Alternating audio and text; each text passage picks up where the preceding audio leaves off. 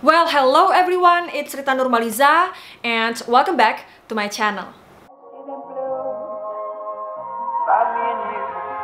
And I think to myself, what a wonderful world. Indonesia lagi viral-viralnya soal pangeran ya. Tapi apa sih yang kalian bayangin kalau kalian bisa menjalin kasih dengan seseorang yang berkuasa di kerajaan? Mungkin banyak dari kita yang membayangkan akan seperti kisah-kisah di Disney Princess di mana endingnya selalu bahagia. Apalagi ngelihat pasangan kerajaan seperti Kate yang bukan bangsawan yang menikah dengan Pangeran William yang sepertinya mereka ini adalah pasangan yang sangat sempurna dan bahagia. Tapi tak semua kisah percintaan orang kerajaan berakhir dengan bahagia. Ada juga kisah cinta yang berakhir dengan sangat menyedihkan. Tragis banget malah ya menurut aku. Salah satunya adalah kisah Ines de Castro, seorang wanita bangsawan yang terkenal sebagai kekasih dan istrinya Raja Pedro ke-1 dari Portugal yang tewas dibunuh oleh ayah mertuanya sendiri. Guys, ini adalah salah satu kisah cinta yang menurut aku sangat-sangat tragis, sedih, menyayat hati.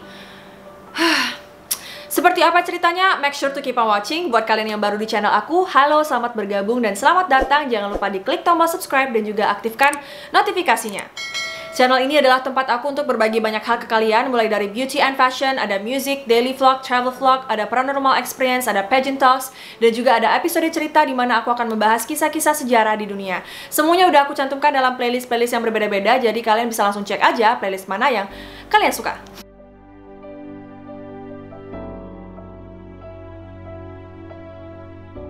Ines de Castro lahir pada tahun 1325 di Galicia. Ines adalah putri dari pasangan Pedro Fernandez de Castro, penguasa Lemos, Sarria, dan Aldonca Lourenco de Valadares. Keluarganya berasal dari kaum bangsawan Galicia dan Portugis. Dia juga berhubungan baik dengan kerajaan Castilla karena dia ini masih cucu dari Raja Sancho IV dari Castilla. Ines datang ke Portugal pada tahun 1340 sebagai dayang dari Putri Constance of Castile yang menikah dengan Pedro ke-1. By the way, Ines sama Constance ini masih sepupuan teman-teman. Pernikahan antara Constance dan Pedro ke-1 dilakukan karena saat itu hubungan antara Spanyol dan Portugis kurang akur dan seringkali berselisih. Dan pada saat itu, pernikahan antara kerajaan memang jalan akhir untuk menyelesaikan masalah antara bangsawan dari kedua kerajaan. Ines yang saat itu adalah seorang gadis muda yang begitu cantik, elegan, kulitnya halus dan bersih, matanya biru seperti langit yang sedang cerah, membuat Pedro ke-1 malah jatuh hati kepadanya. Karena meskipun telah menikah, Pedro ke-1 ini sebenarnya nggak sayang atau nggak cinta sama Constance. Pedro yang semakin jatuh cinta dengan Ines pun kemudian diam-diam menjalin hubungan rahasia dengan Ines. Tapi ayahnya, Raja Afonso keempat, mati-matian menentang hubungan mereka. Nah, karena hubungan mereka ditentang keras, akhirnya Raja Afonso keempat mengusir Ines dari istana dan membuangnya ke pengasingan di Kastil Albuquerque. Tapi walaupun Ines diasingkan, hal itu tidak menghentikan Pedro ke-1 untuk tetap mengunjungi Ines. Pada tahun 1345, di tahun kelima pernikahan antara Constance dan Pedro ke-1, Constance pun meninggal dunia setelah melahirkan buah hati mereka. Dan bukannya berduka, Pedro ke-1 malah sangat senang karena akhirnya dia bisa menjalin hubungan dan bisa menikahi Ines. Dan tentu saja ayahnya Pedro yaitu Raja Afonso keempat tetap bersikeras menolak hubungan anaknya tersebut. Ia mencoba untuk menjodohkan Pedro dengan putri kerajaan yang lain, tapi semuanya ditolak oleh Pedro. Akhirnya Ines kembali lagi ke istana. Hubungan mereka pun semakin dekat dan akhirnya mereka bisa menikah dan memiliki 4 orang anak. Anak-anaknya adalah Afonso yang meninggal tidak lama setelah lahir, terus Beatrice, John, dan juga Dennis. Pedro dan Ines hidup sebagai pasangan suami istri yang sangat bahagia. Mereka saling mencintai dan tinggal di istana Santa Clara di Coimbra dengan 3 anak mereka selama bertahun-tahun. Keputusan yang diambil Pedro tentu saja membuat sang raja yaitu Afonso keempat sangat marah. Ayahnya sangat menentang hubungan tersebut, tetapi Pedro tidak mempedulikannya. Alasan kenapa Raja Afonso ini sangat menentang pernikahan mereka adalah karena dia yakin bahwa hubungan mereka hanya akan mengancam hubungan antara Portugal dengan Castilla dan akan menimbulkan perang antara kedua kerajaan tersebut. Karena ketidaksetujuan yang semakin besar, 3 bangsawan Portugal lalu menyarankan Raja Afonso keempat untuk membunuh Ines demi mencegah perang. Raja Afonso pun kemudian memerintahkan pembunuhan Ines de Castro. Raja mengutus Pero Colho, Alvaro Goncalves, dan Diogo Lopez Pacheco untuk pergi ke kediaman Ines dan mengeksekusinya.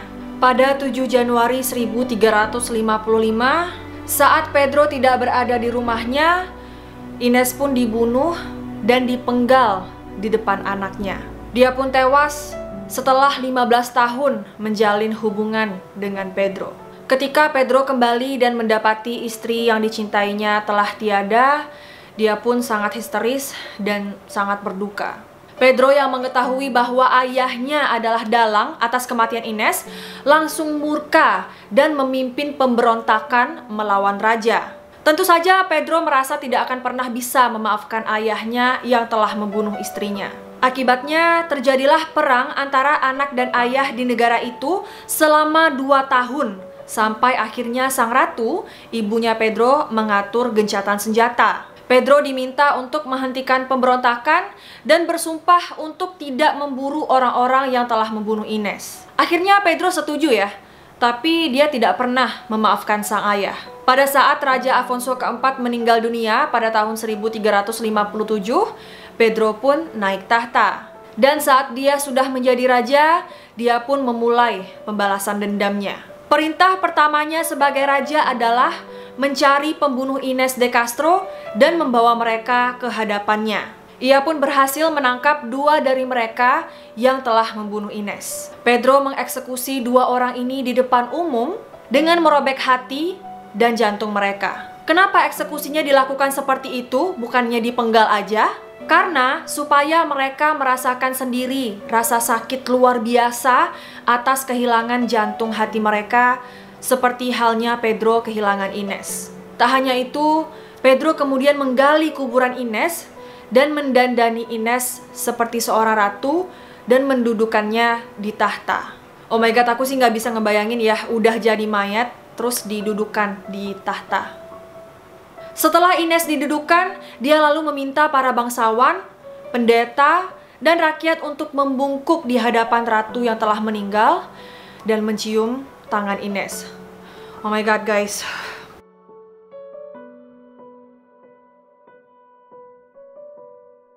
Pedro ke-1 lalu bersumpah telah menikahi Ines de Castro dan menuntut semua orang untuk mengakui Ines sebagai Ratu Portugal. Selama memerintah, Pedro ke-1 dikenal sebagai seorang raja yang memberikan keadilan dengan cara yang brutal. Kalau biasanya raja akan menyuruh algojo untuk melakukan eksekusi mati, Raja Pedro malah melakukan sendiri dengan kedua tangannya.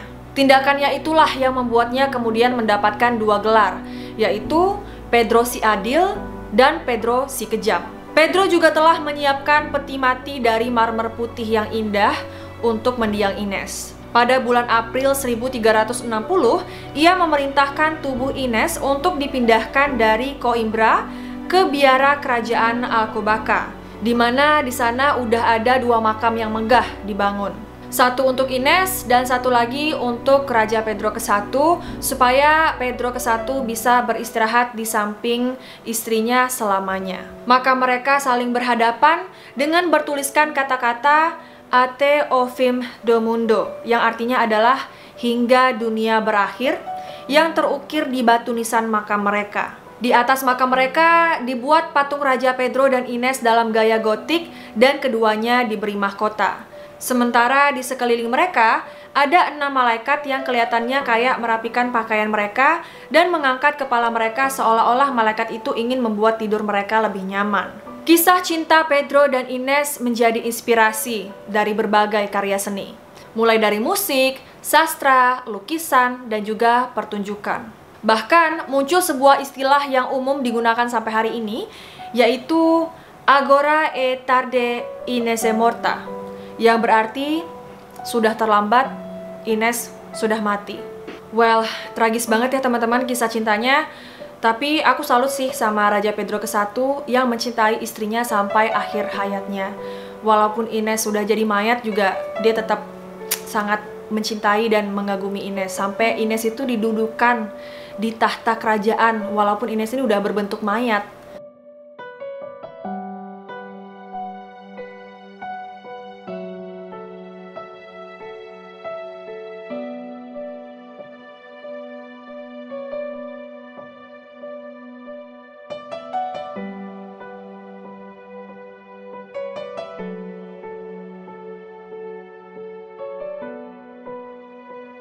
Well, itu dia untuk cerita kali ini. Semoga video ini bermanfaat dan juga menambah wawasan kalian. Kalau kalian suka video ini, make sure to like, comment, share, subscribe, and turn on post notifications supaya kalau aku upload video baru, kalian tidak ketinggalan.